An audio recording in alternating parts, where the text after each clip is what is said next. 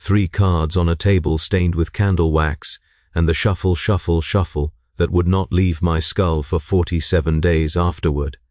Shuffle, shuffle, shuffle. That sound, the whisper of sacred cards against sacred cards, the friction of the Emperor's will made manifest in pressed vellum and gold-stamped edges. The astropath's fingers moved with mechanical precision, her milky dead eyes staring at nothing while her hands performed the sacred divination. She did not need sight. The Emperor guided her grip. I had paid 3 months' wages for this reading, a supply clerk's meager tithe traded for a glimpse of what waited beyond the veil of tomorrow. Shuffle, shuffle, shuffle. The pilgrims around me pressed close in the cramped divination alcove, their breath hot and stale with recycled air and the sour tang of religious fervor. We were 19 weeks into our pilgrimage to the shrine world of St. Drusilla's Rest, packed into the belly of the converted bulk hauler, ascending glory like ammunition in a magazine, and I had grown desperate for certainty. Any certainty. The astropath laid the first card. I do not remember what it depicted. The second card showed a pillar of golden fire, the god Emperor's might-given form. But the third card I remember with a clarity that has not faded even now, even as I write these words in the cargo hold where I have hidden myself among the coffin crates of deceased pilgrims, awaiting interment on the shrine world. The third card showed a skull wreathed in roses, and beneath the skull, a date rendered in high Gothic numerals. My death date. 47 days from the reading. The astropath's dead eyes somehow found mine, and she spoke the only words she would speak during the entire session. The Emperor's mercy is not always what we imagine it to be. I asked her what that meant. I demanded she explain. I offered more money, promises of devotion, anything for clarification. She simply gathered the cards and began, shuffling again, shuffle, shuffle, shuffle, already preparing for the next petitioner. Her acolyte, a thin man with a servo skull floating at his shoulder, ushered me out of the alcove with practiced efficiency. "The reading is complete," he said, voice flat as a cogitator's output. "The Emperor has spoken. Go with his blessing, blessing." I stumbled out into the arterial corridor of the pilgrim deck, my legs carrying me through the press of bodies without conscious thought. 300,000 souls aboard the ascending glory, packed into berths meant for a third that number, and in that moment I felt more alone than I ever had in my 29 years of existence. The date on the card was the festival of the Martyr's Ascension, the holiest day of the pilgrimage calendar, when we were scheduled to make planetfall on St. Drusilla's Rest. I was going to die on the very day I had spent 6 years saving for, the day I had dreamed of since I first learned of the shrine world's existence. The Emperor's comedy is often cruel. I found myself in the refectory commons, surrounded by pilgrims eating their nutrient paste and drinking their reclaimed water, and I could not stop my hands from shaking. Marcus Reeve, supply clerk 3rd class assigned to the Pilgrim Logistics Division, 34 years old if you included the ship years, and I now knew the exact day my life would end. The noise of the refectory washed over me, the clatter of tin cups, the drone of prayer servitors, the wet sounds of mastication, but beneath it all I heard shuffle, shuffle, shuffle, the astropath's cards whispering their prophecy over and over. A man sat down across from me without invitation. He was gaunt, his pilgrim robes hanging off sharp shoulders, but his eyes were sharp and clear and uncomfortably focused on my face. "You saw the astropath Mordecai," he said. "Not a question. Your expression tells the story. The skull card, yes? The death date?" I tried to speak and found my throat had sealed, itself shut with fear. He nodded as if I had answered. "I am Dennis Proctor. I received the same reading 4 months ago. My date is 3 days before yours." He smiled then, a smile with no warmth in it whatsoever. "Welcome to the Dying Ones, clerk. We have much to discuss."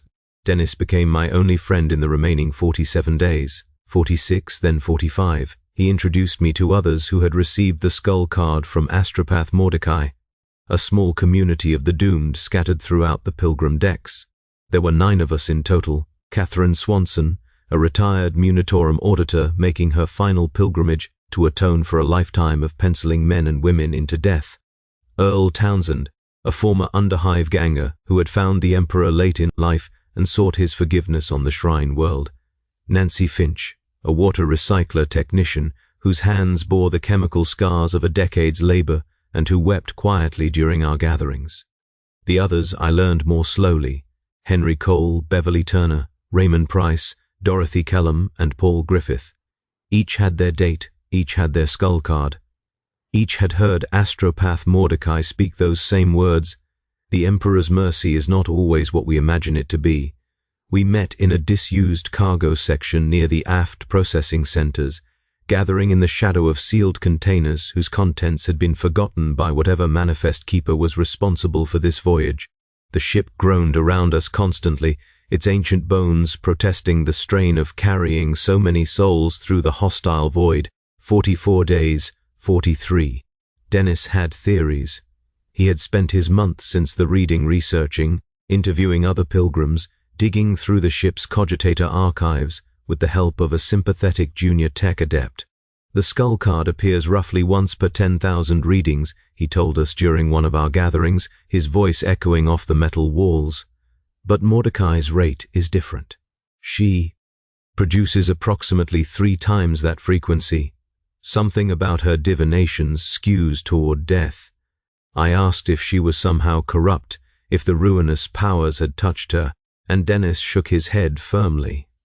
I considered that, but the ecclesiarchy monitors her closely. She's been serving the pilgrim fleet for 60 years without incident.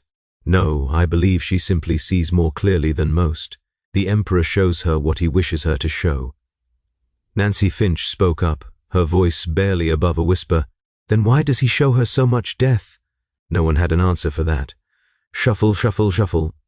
The sound pursued me through the corridors, through my dreams, through the prayers I now offered with desperate fervor every morning and evening. I had never been particularly devout.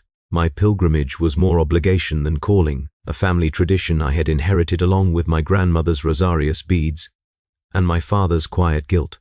But now I prayed. Emperor, preserve me. Emperor, protect me. Emperor, grant me more days than the cards have shown. The ship's clergy offered no comfort. I made the mistake of confessing my reading to a junior preacher in one of the shrine chapels, and he simply nodded with the patient condescension of a man who believed suffering was sacred. The Emperor's tarot does not lie, he said. To receive such a reading is a gift, pilgrim. You know the day of your ascension to his side. Use the time you have to purify your soul. Most are not so blessed. Blessed, that word again. I left the chapel and vomited in a waste reclamation alcove, my body rejecting the platitudes even as my mind tried desperately to accept them. 40 days remained when Dennis showed me the manifest. He had been compiling a list of everyone known to have received the skull card from astropath Mordecai over the past 7 years of the Pilgrim Fleet's voyages.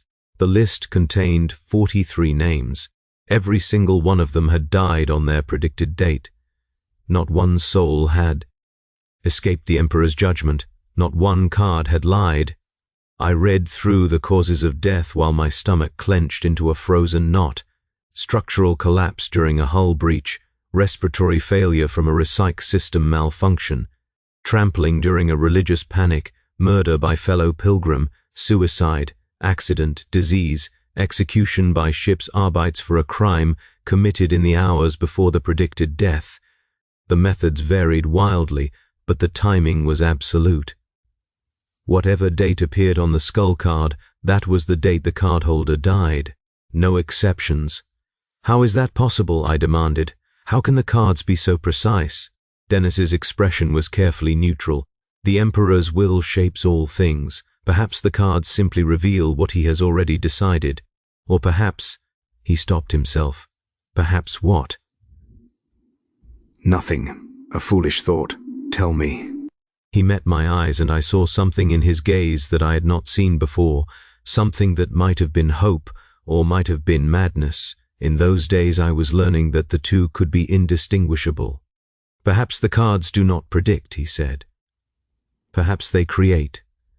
Perhaps the act of seeing death makes death inevitable. The observation collapses the probability, and the future becomes fixed. I did not understand what he meant, not then. I understand now. Emperor, forgive me, I understand now. The voyage continued. 35 days, 30, 28, the ship's normal rhythms absorbed me.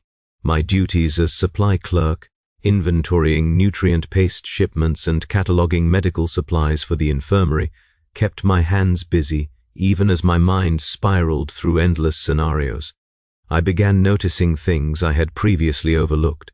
The subtle corrosion on the handrails of the maintenance catwalks, the way certain deck plates flexed underfoot with concerning give, the coughing sickness that was spreading through the lower berths, filling the medical queues with grey-faced pilgrims, hacking bloody phlegm into their sleeves. Death was everywhere aboard the ascending glory. I had simply never bothered to see it before. Every shadow could conceal a murderer. Every meal could be poisoned. Every breath could carry the spores of some lethal fungal infection that would bloom in my lungs on exactly the 47th day. I stopped sleeping properly around day 32. The nightmares were too vivid. Astropath Mordecai's milky eyes hovering in darkness while her hands shuffled endless cards, shuffle, shuffle, shuffle, and the skull card appearing again and again with my name inscribed upon it in letters of blood. I would wake gasping, my thin mattress soaked with sweat, the sound of the shuffle still echoing in my ears even though the dormitory was silent, except for the breathing of 100 other pilgrims stacked in bunks around me. Some of them would die during this voyage. It was statistical inevitability. 300,000 souls, many of them elderly or infirm, packed into conditions barely adequate for survival. Death was the ship's constant companion. But only 9 of us knew our exact date. Only 9 of us carried that terrible knowledge like a tumor in the brain. Catherine Swanson died on day 31. Her predicted date was day 30, but she was found in her bunk on the morning of day 31, her body cold and stiff. The medical examiner ruled heart failure. She had been 73 years old and had possessed a documented cardiac condition. Natural causes, expected causes. Except her skull card had shown day 30 and she had survived past it. For one delirious hour, I allowed myself to hope. If Catherine could outlive her prediction, perhaps we all could. Perhaps the cards were not infallible. Perhaps the Emperor allowed for revision, for grace, for mercy. Dennis disabused me of that hope by noon. He had investigated. The medical examiner's report listed time of death as approximately 23 hours before discovery. In other words, Catherine had died during the late hours of day 30, exactly as the card predicted. She had simply not been found until morning. The cards had not lied. They never lied. I wanted to scream at him for showing me, for crushing that brief flare of hope beneath his relentless research and his cold facts. But I understood, even then, that he was trying to help me. False hope was a cruelty. True knowledge was at least a foundation upon which something could be built. The question was, what could any of us build in the time remaining? 25 days. The sound of shuffling cards would not leave me. I heard it in the ventilation systems, in the hum of the plasma conduits, in the footsteps of pilgrims passing my berth. Shuffle, shuffle, shuffle. I began to suspect I was going mad, and I found I did not particularly care. Madness might be a mercy. Madness might spare me the awareness of my approaching end. Earl Townsend, the former ganger, tried to escape his fate through violence. On day 23, his predicted death date, he armed himself with a shiv fashioned from a sharpened spoon handle and attempted to take the bridge. His logic, as explained in his final confession to the ship's priest before his execution, was simple. If he could seize control of the ship and alter its course, prevent it from reaching the shrine world, he would not die on the festival of the martyr's ascension.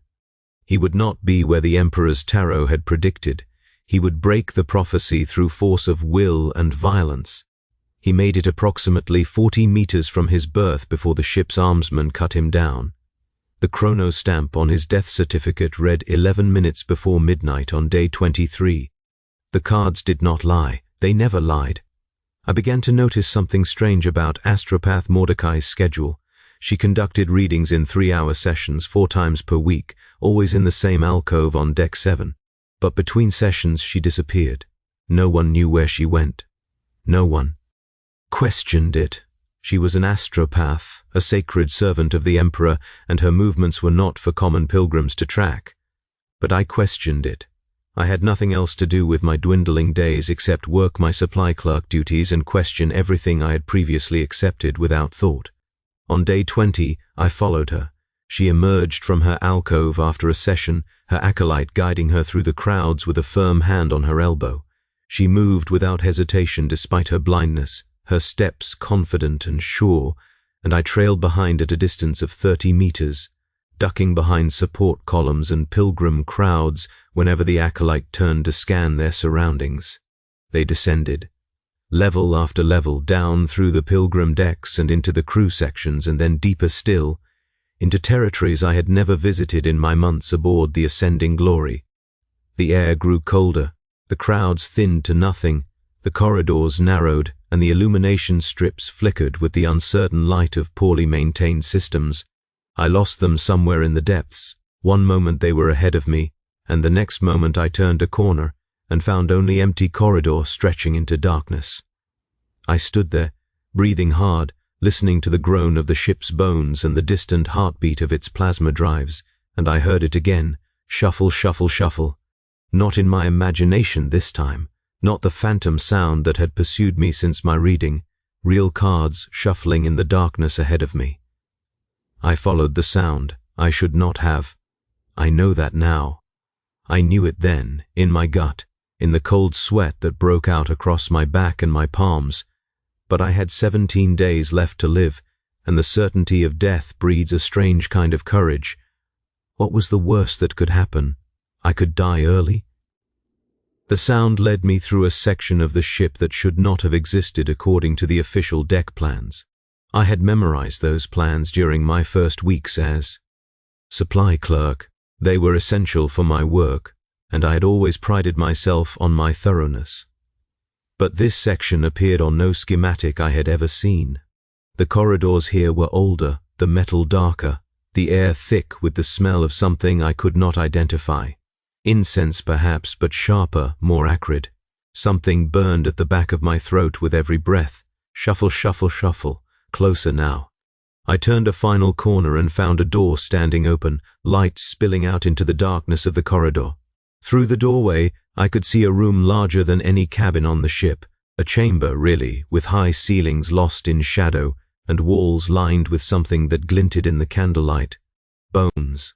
The walls were lined with bones, arranged in patterns that hurt to look at, patterns that seemed to shift and writhe in the flickering light.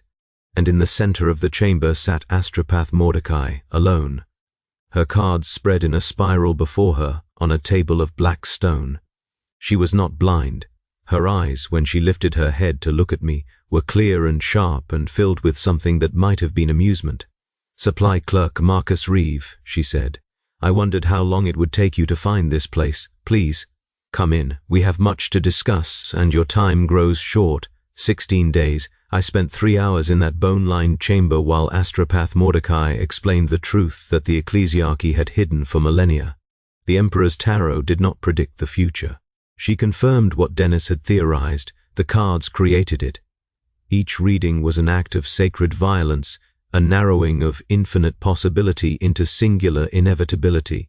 When a petitioner sought knowledge of what was to come, the astropath did not passively observe the threads of fate. She cut them.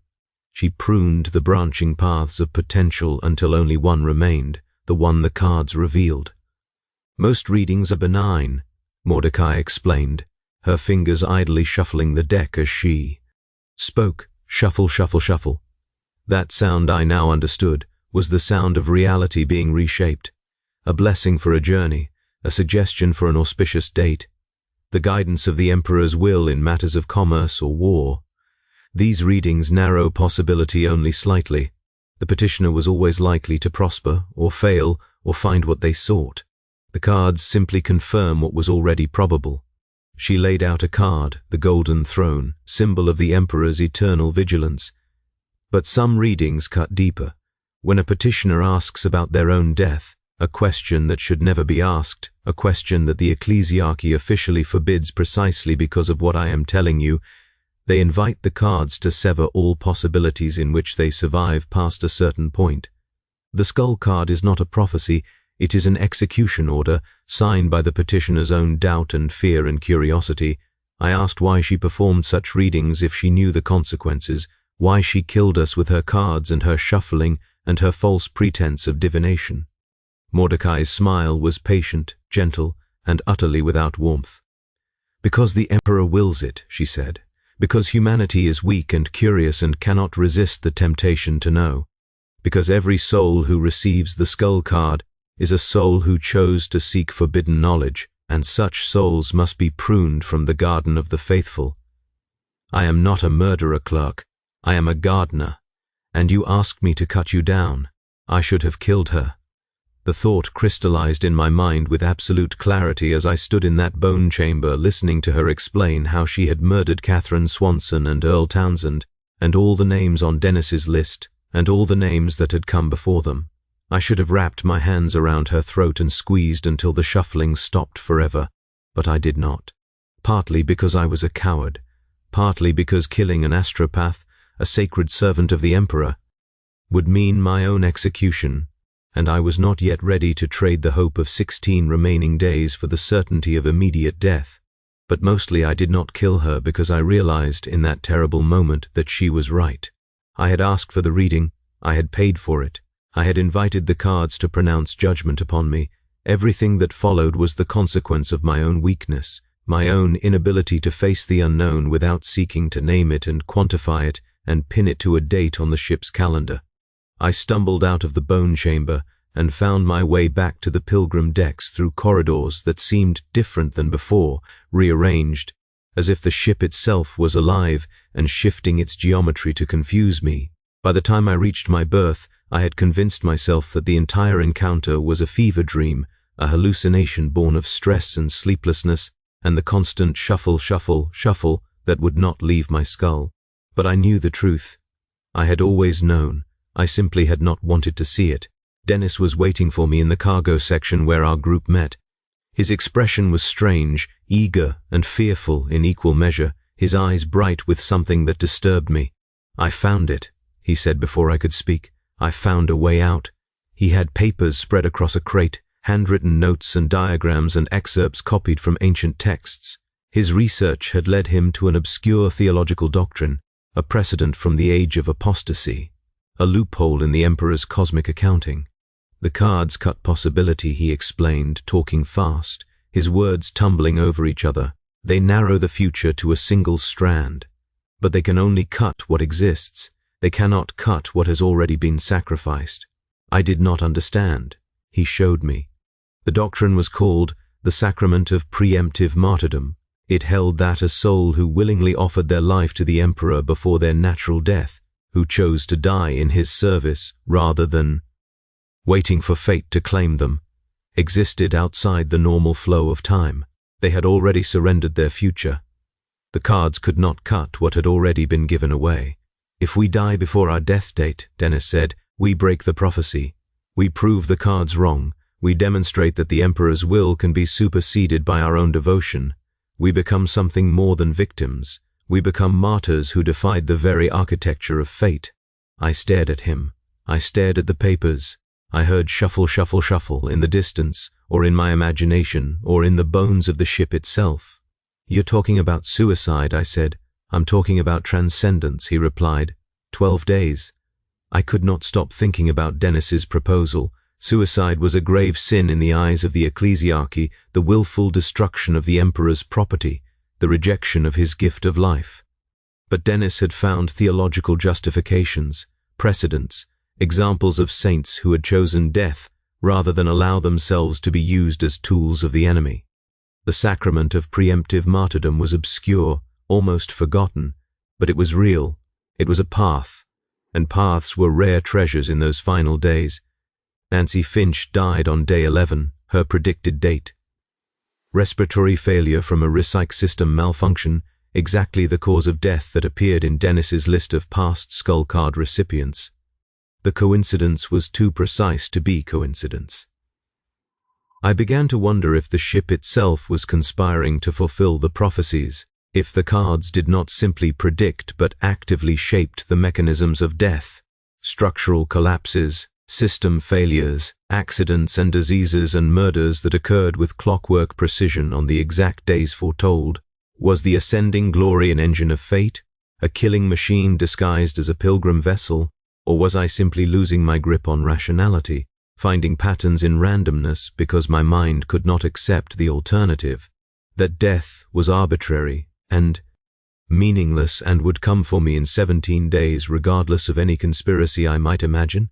10 days, 9, 8. Dennis gathered the remaining members of our group, me, Beverly Turner, Raymond Price, Dorothy Kellum and Paul Griffith, for what he called a final meeting. His death date was 3 days away. He had made his decision. "I will not let the cards claim me," he said, his voice steady and calm. "I will take the sacrament. I will die on my own terms, in my own time, and in doing so I will prove that the Emperor's tarot is not infallible. I will be the exception that breaks the rule, and when I succeed, when I die early and the prophecy is proven false, you will all know that escape is possible." He asked us to witness his martyrdom. He asked us to remember him not as a victim but as a pioneer, the first of our group to find a way out of the trap that astropath Mordecai had set for us with her shuffling cards and her bone-lined chamber and her cold theology of pruning. I agreed to witness. We all did. What else could we do? On the night before Dennis's predicted death date, we gathered in the cargo section and watched him drink a vial of industrial solvent he had stolen from the ship's engineering stores. It took him approximately 4 minutes to die. His body convulsed, his mouth foamed with something dark and viscous, his eyes rolled back and his heels drummed against the deck plates, and finally, he was still. We checked the time. We checked it 3 times to be certain. Dennis Proctor died at 23:17 on day 5, 43 minutes before his skull card's predicted date. He had done it. He had broken the prophecy, except he had not. The ship's medical examiner, when Dennis's body was eventually discovered and processed, recorded time of death as approximately 0:30 on day 4, 3 hours earlier than the predicted date. I learned this when Beverly Turner showed me a copy of the death certificate she had obtained through a contact in the medical wing. The timestamp did not match what we had witnessed. It did not match the chronometer readings we had all checked and double-checked in that cargo hold. The official record had been altered, or we had been deceived, or time itself had bent to ensure the prophecy's accuracy. Dennis had died exactly when the cards said he would. His martyrdom had achieved nothing except an early death by his own hand. Shuffle, shuffle, shuffle. The sound was louder now, closer, as if the cards were being shuffled directly beside my ear. I could no longer tell what was real and what was the product of my deteriorating sanity. I stopped sleeping entirely. I stopped eating, I stopped attending my supply clerk duties, and when my supervisor came to my berth to demand an explanation, I simply stared at him until he backed away with fear in his eyes. Something in my expression must have convinced him not to press the issue. 7 days remaining. 6/5. Beverly Turner died on day 4, her predicted date. She tried to hide in a sealed cargo container, reasoning that if she was isolated from any possible mechanism of death, she might survive past midnight. The container's oxygen supply failed at 23:58. She was found the next morning, her face frozen in an expression of desperate hope that had curdled into something far worse in her final moments. Raymond Price attempted a different strategy. On his predicted date, day 3, he presented himself to the ship's armsman and confessed to a crime he had not committed, hoping that execution would be delayed past midnight by the inevitable bureaucracy of Imperial justice. He was executed by summary judgment at 18:30, 6 hours before his predicted time. The ship's provost marshal was in a hurry and did not feel the need for prolonged proceedings. Dorothy Kellum simply accepted her fate. She spent her final day in prayer, her lips moving constantly as she recited the litanies of protection and the canticles of the Emperor's mercy. She died in the chapel at 22:47, 2 hours and 13 minutes before her predicted time. The officiating priest called it a blessing. She had been taken early, he said, a sign of the Emperor's special favor. Paul Griffith was the last before me. He tried to run. He stole a void suit and attempted to exit the ship through an emergency airlock, reasoning that if he was in the void when midnight struck, he would be beyond the reach of whatever force was claiming us. The airlock cycled at 23:59 on his predicted date. His suit's seals failed immediately. He drifted alongside the ship for 16 hours before recovery teams retrieved his frozen corpse. 1 day remaining. I was the last of Astropath Mordecai's marked ones still alive, and I knew with absolute certainty that I would not survive the next 24 hours. The cards had never been wrong. The cards could not be wrong. They did not predict. They created. And I had created my own death by asking for a reading, by paying my 3 months' wages, by walking into that alcove on Deck 7 and inviting the universe to narrow around me until only one possibility remained. I considered following Dennis's path. The sacrament of preemptive martyrdom still seemed like a kind of victory, even if his death had ultimately been recorded on the predicted date. At least he had acted, at least he had chosen. But I was too tired for choice, too hollowed out by weeks of terror and sleeplessness and the constant shuffle, shuffle, shuffle that had become the soundtrack of my existence. I wandered the ship instead, through the pilgrim decks, past the chapels and the refectories and the medical wings, past the dormitories where 300,000 souls slept and dreamed and had no idea that death walked among them with a date stamp on his forehead. I found myself on the observation deck, staring out at the void through a scratched and clouded viewport. The shrine world was visible now, a pale disk of ochre and white growing larger by the hour as the ascending glory approached its final destination, St. Drusilla's Rest, the place where I had dreamed of praying at sacred sites and touching relics and finding meaning in my unremarkable life. Tomorrow was the festival of the martyr's ascension. Tomorrow was my death. A hand touched my shoulder, and I turned to find Astropath Mordecai standing behind me. Her eyes were clear, her smile gentle, and in her hands she held her deck of cards. Shuffle, shuffle, shuffle. You never asked me the right question, she said, in the bone chamber when I told you the truth. You asked why I performed the readings. You asked how I could kill with my cards. But you never asked the question that mattered most. I was too exhausted to play games. What question? You never asked what happens to the souls I cut. You assumed they simply ended, snipped from the tapestry of possibility and discarded. But the Emperor wastes nothing, Clark. Every soul has value. Every death has purpose. She held up a single card, the skull wreathed in roses, my death card. But now I noticed something I had missed during my reading, something the candlelight had obscured, or my fear had blinded me to. The roses were not decoration. They were growing from the skull's eye sockets, from its nasal cavity, from the cracks between its teeth. The skull was not dead. The skull was transforming. The cards do not kill, Mordecai said. They transplant. Every soul I cut from the mortal tapestry is replanted in the Emperor's eternal garden. You will not die tomorrow, Marcus Reeve. You will become, and when you do, you will understand why I smiled at you when you walked into my alcove all those weeks ago.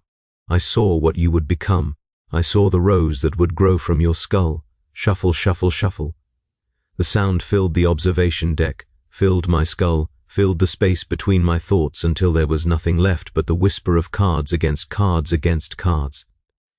The festival of the martyr's ascension dawned with the ascending glory making final approach to St. Drusilla's Rest.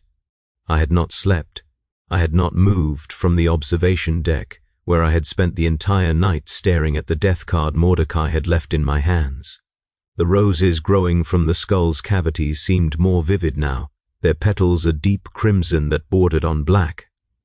I could smell them somehow through the card's ancient vellum, a perfume of sweetness and rot, of life feeding on death. The ship shuddered as it entered the planet's upper atmosphere, and I found myself walking, not toward the shuttle bays where pilgrims were already queuing for transport to the surface, not toward the chapels where final prayers were being offered.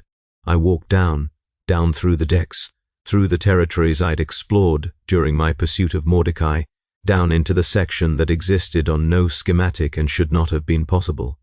The bone chamber was waiting for me. The door stood open. Candles burned in their ancient sconces. The walls of arranged bones seemed to pulse with a rhythm that matched my own heartbeat, and I realized with a distant horror that the bones were growing too. Small protrusions pushing through the yellowed surfaces, not corruption but new bone, new structure, the skeleton of something being built from the remains of the dead. Mordecai sat at her table of black stone, her cards spread before her in patterns that defied geometry. "Midnight," she said without looking up. "You have approximately 16 hours. I wanted you to have time. Time to choose how you will meet your transformation." I asked what the choices were. She laughed, a sound like cards shuffling, like bones rattling, like the universe reshuffling itself into new configurations. "You can fight it. You can scream and struggle and try to hold on to the flesh that is already beginning to fail you. Many do. They experience every moment of the transformation in exquisite agony, and when they emerge on the other side, they are diminished, scarred by their own resistance." She laid a card, the burning throne reversed. "Or you can surrender. You can offer yourself willingly to the process, accepting the Emperor's gift without reservation. Those who choose this path emerge whole. They become what they were always meant to become. They take their place in the garden with full awareness of their purpose." I asked what I would become. She showed me another card. Not from the standard deck, something older, something that made my eyes water and my skull ache just to look at. The image seemed to shift and writhe, refusing to resolve into stable form. I saw wings, I saw flames, I saw a figure that was neither living nor dead, but something between, something that existed in the spaces where possibility collapsed into certainty. "You will become a gardener," Mordecai said, "like me, like all who are cut by the cards and choose to accept their transplanting.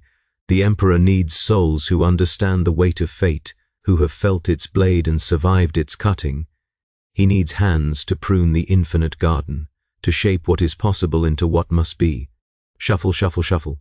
I spent my remaining hours in the bone chamber, watching Mordecai work. Pilgrims came to her, not to the alcove on deck 7, but here, to the hidden heart of the ship, and she read for them. Most received benign cards, gentle prunings that would guide their lives toward outcomes they would never know had been chosen for them. But occasionally, rarely, she drew the skull card. And when she did, I saw what I had not seen during my own reading. The petitioners changed. In the moment the card was revealed, something shifted behind their eyes, a dawning awareness, a connection to something vast and patient and hungry. They left the chamber with different walks, different expressions, different relationships to time and possibility. They were still mortal. They would still live out their remaining days, but they had been marked, just as I had been marked, and when their date arrived, they would face the same choice I was facing now. Mordecai explained as she worked. The Emperor's tarot was not a tool of prediction, it was a tool of recruitment. The Imperium needed servants who understood the true nature of fate, who could navigate the branching paths of what might be and prune them into what must be. Astropaths like Mordecai, assassins, inquisitors, navigators, all the hidden architects of humanity's survival, all the gardeners who shaped the cosmic garden without ever being seen by those who lived in it. The skull card was not a death sentence. It was an invitation to step behind the curtain, to see the machinery that made fate function, to become part of the process rather than its victim. Most who received the invitation refused it.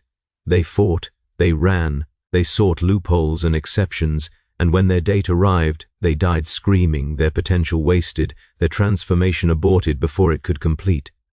They became compost rather than gardeners, their souls fed into the Emperor's machinery, but crudely, inefficiently, without the refinement that came from willing surrender.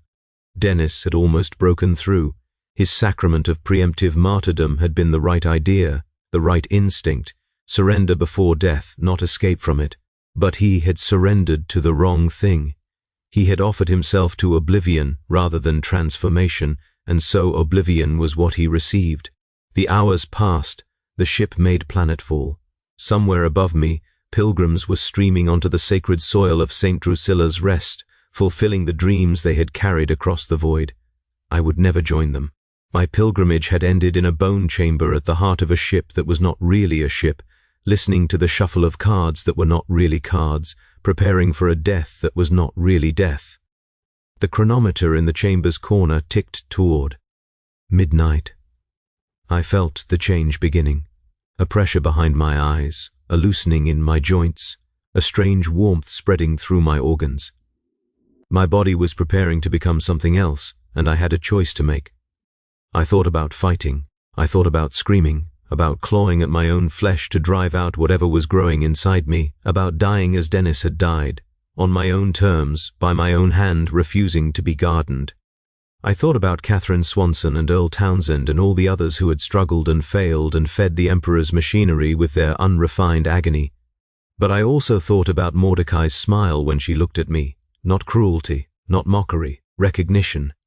She had seen what I would become before I ever walked into her alcove.